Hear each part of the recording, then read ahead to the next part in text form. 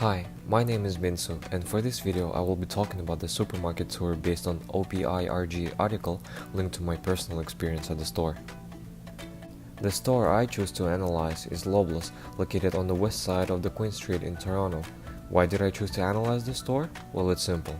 First of all, this is a grocery store I usually go to for shopping, which makes me wonder how much of what is written in the article is true.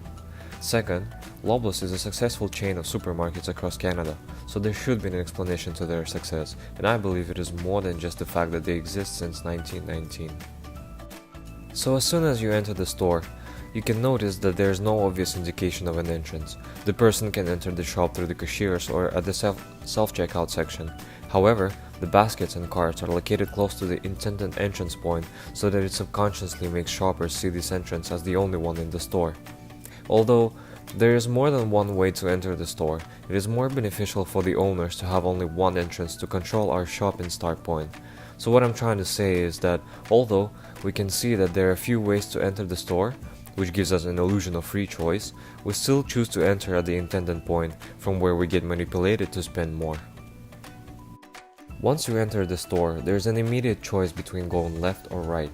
So as mentioned in the article, most people are right-handed and therefore tend to choose to move in the right-handed direction. Now, I personally don't follow stores' manipulations because I always stick to the list of groceries I need to buy. So as soon as I enter the store, I go straight to the aisles I need. However, I've noticed it is different for people who clearly did not plan their trip to go to the grocery store. For example, my friend asked me to help him to get his groceries to his place. We've met at the front of the store and entered it together. From there, as he has not planned anything, he unintentionally turned right and followed this path along through the whole store until the checkout point. Before I read this article, I didn't notice such pattern to regular shoppers' behavior. Just to note here, every time I help him with groceries, as soon as he enters the store, he turns right and just follows store's manipulations. If you walk the same way my friend does, you will enter the produce section right after the gourmet section. As mentioned in the article, the produce section is placed at the beginning of the store due to the following logic. People tend to spend more at the beginning of their shopping trip, and supermarkets are trying to get rid of produce as fast as possible.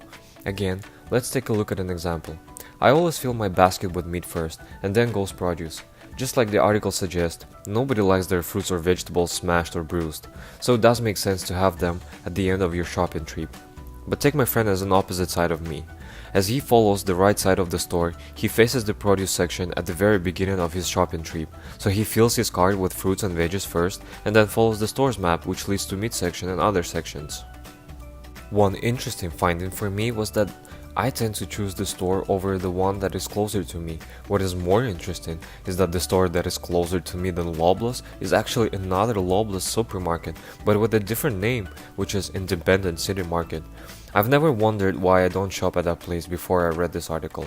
As the article suggests, one of the reasons people choose one supermarket over another is one-stop shopping.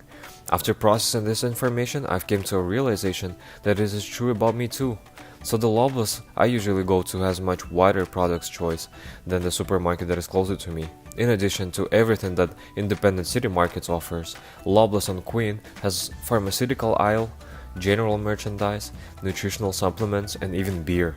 Even though Independent City Markets has every grocery product I usually need, I still tend to go to Loblaws for shopping because subconsciously I know it has more products to offer.